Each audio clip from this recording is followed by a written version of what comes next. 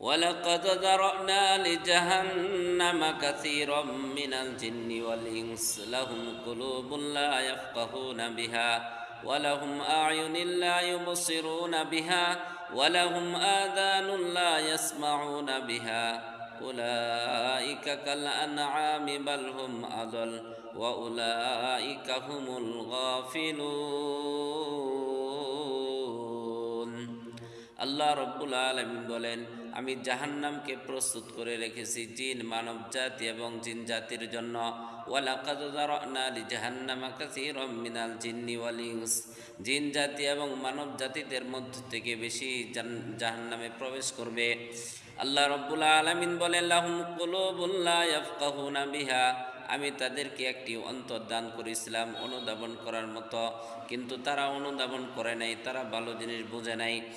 আমি আল্লাহ রব্বুল আলামিন তাদেরকে একটি কর্ণ দান করেছিলাম ভালো জিনিস শ্রবণ করার জন্য, কিন্তু তারা ভালো জিনিস শ্রবণ করে নাই। আমি আল্লাহ রব্বুল আলামিন তাদেরকে একটি চক্ষু দান করেছিলাম ভালো জিনিস দেখার জন্য, কিন্তু তারা ভালো জিনিস দেখে নাই।